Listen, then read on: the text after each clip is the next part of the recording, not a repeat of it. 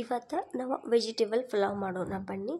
ಇವಾಗ ಒಂದು ಈರುಳ್ಳಿ, ಒಂದು ಟೊಮೊಟೊ, ಬೀನ್ಸ್, ಬೊಟಾಟೊ, ಮಿರ್ಚಿ, ವಟಾಣ ಇಷ್ಟನ್ನ ನಾನು ವೆಜಿಟೇಬಲ್ನ ತೊಗೊಂಡಿದ್ದೀನಿ. ಮೇಲೆ ಗಾರ್ಲಿಕ್ಸಿಗೆ ಕೊತ್ತಂಬರಿ, ನಂತರ ಸಾಸಿವೆ, ಜೀರಿಗೆ, ಕಡಲೆಬೇಳೆ, ಉದ್ದಿನಬೇಳೆ. ಇವಾಗ ಕುಕ್ಕರ್ಗೆ ಸ್ವಲ್ಪ ಎಣ್ಣೆ ಹಾಕಿಬಿಟ್ಟು ಕಾಯಿಲ್ಬಿಡಿ. ಎಣ್ಣೆ ಚೆನ್ನಾಗಿ ಕಾಯಬೇಕು ಫಸ್ಟು. ನಂತರ ಅದಕ್ಕೆ ನಾವು ಕಡಲೆಬೇಳೆ, ನಂತರ ಉದ್ದಿನಬೇಳೆ ಹಾಕೋಣ. ಅವೆರಡು ಚೆನ್ನಾಗಿ ಫ್ರೈ ಆದ ನಂತರ ಸಾಸಿವೆ ಹಾಕಿ, ನಂತರ ಜೀರಿಗೆ ಹಾಕಿ, ಆಮೇಲೆ ಸ್ವಲ್ಪ ಎಲ್ಲವನ್ನು ಫ್ರೈ ಮಾಡಿ ಚೆನ್ನಾಗಿ. ಇವು ಚೆನ್ನಾಗಿ ಫ್ರೈ ಆದ ನಂತರ ನಾವು ಇವಾಗ ಒಂದೊಂದಾಗಿ ವೆಜಿಟೇಬಲ್ನ ಹಾಕೋದು ಬರೋಣ. ಇವಾಗ ನಾನು ಫಸ್ಟು ಮಿರ್ಚಿ ಹಾಕ್ತಾಯಿದ್ದೀನಿ, ಆಮೇಲೆ ಈರುಳ್ಳಿ, ಇವು ಕೂಡ ಫ್ರೈ ಆಗಲಿ ಚೆನ್ನಾಗಿ ಆಯಿಲಲ್ಲಿ.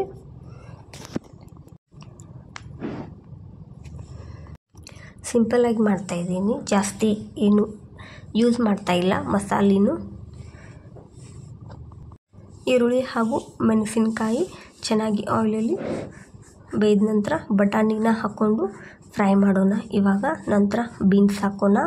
ನಾನಿಲ್ಲಿ ಗಾಜರ್ ಯೂಸ್ ಮಾಡಲಿಲ್ಲ, ಸ್ವಲ್ಪ ಸ್ವೀಟ್ ಅನಿಸುತ್ತೆ ಅಂತ ನಾನು ಕ್ಯಾರೆಟ್ ಹಾಕ್ತಾಯಿಲ್ಲ. ಇವು ಚೆನ್ನಾಗಿ ಬೇಯ್ದ ನಂತರ ನಾನು ಇದರಿಗೆ ಬೊಟಾಟೊ ಹಾಕ್ತಾಯಿದ್ದೀನಿ. ಎಲ್ಲವನ್ನು ಕೂಡ ಎಣ್ಣೆಯಲ್ಲಿ ಫ್ರೈ ಮಾಡಿ ಚೆನ್ನಾಗಿ. ಇವು ಎಲ್ಲ ಫ್ರೈ ಆದ ನಂತರ ನಾನು ಒಂದು ಟೊಮೊಟೊನ ಕಟ್ ಮಾಡಿ ಹಾಕ್ತಾಯಿದ್ದೀನಿ. ಟೊಮೊಟೊ ಕೂಡ ಚೆನ್ನಾಗಿ ಫ್ರೈ ಆಗಲಿ. ಎಣ್ಣೆ ಎಲ್ಲ ಹೀರ್ಕೊಂಡು ಚೆನ್ನಾಗಿ ಫ್ರೈ ಆದ ನಂತರ ಇದಕ್ಕೆ ನಾವು ಮಸಾಲೆನ ಆ್ಯಡ್ ಮಾಡೋಣ. ಇದಕ್ಕೆ ಏನೇನು ಮಸಾಲೆ ಹಾಕ್ತಾಯಿದ್ದೀನಿ ಅಂದರೆ ನಾನು ಸ್ವಲ್ಪ ಟರ್ಮರಿಕ್, ಅರಿಶಿನ. ಇಲ್ಲಿ ನಾವು ಯೆಲ್ಲೋ ಕಲರ್ ಪಲಾವ್ ಮಾಡ್ತಾಯಿದ್ದೀವಿ. ಸ್ವಲ್ಪ ಟರ್ಮರಿಕ್ ಹಾಕಿ ಫ್ರೈ ಆದ ನಂತರ ಪಲಾವ್ ಮಸಾಲನ ಸ್ವಲ್ಪ ಆ್ಯಡ್ ಮಾಡ್ಕೊಳ್ಳೋಣ. ಚೆನ್ನಾಗಿ ಫ್ರೈ ಆಗಲಿ. ವೆಜಿಟೇಬಲ್ಸ್ ಹಾಗೂ ಮಸಾಲೆ ಎಲ್ಲ ಚೆನ್ನಾಗಿ ಫ್ರೈ ಆದ ನಂತರ ನಾನಿವಾಗ ರೈಸ್ ಆ್ಯಡ್ ಮಾಡ್ಕೊಳ್ತಾ ಇದ್ದೀನಿ. ರೈಸ್ ಕೂಡ ಚೆನ್ನಾಗಿ ಅದರೊಳಗೆ ಫ್ರೈ ಮಾಡೋಣ ಸ್ವಲ್ಪ ಆಯಿಲಲ್ಲಿ. ರೈಸ್ ಸ್ವಲ್ಪ ಫ್ರೈ ಆದ ನಂತರ ಸ್ವಲ್ಪ ನಾವು ಅದಕ್ಕೆ ಸಾಲ್ಟ್ ಹಾಕ್ಕೊಂಡು ಮತ್ತೆ ಮಿಕ್ಸ್ ಮಾಡ್ಕೊಳ್ಳೋಣ. ರುಚಿಗೆ ತಕ್ಕಷ್ಟು ನಾವು ಸಾಲ್ಟ್ ಮಿಕ್ಸ್ ಮಾಡಿಕೊಂಡು ಮತ್ತೆ ಫ್ರೈ ಮಾಡಬೇಕು.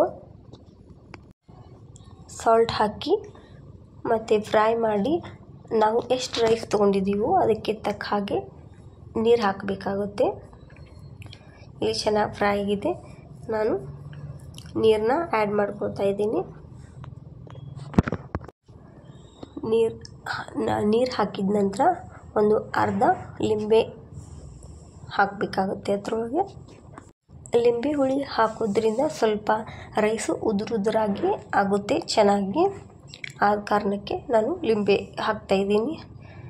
ನಂತರ ಸ್ವಲ್ಪ ಕೊತ್ತಂಬರಿ ಆ್ಯಡ್ ಮಾಡಿ ಮತ್ತು ಚೆನ್ನಾಗಿ ಮಿಕ್ಸ್ ಮಾಡಿ ಕುಕ್ಕರ್ನ ಬಾಯಿ ಹಾಕಿಬಿಟ್ಟು ಒಂದು 3 ವಿಸಲ್ ಮಾಡಿ.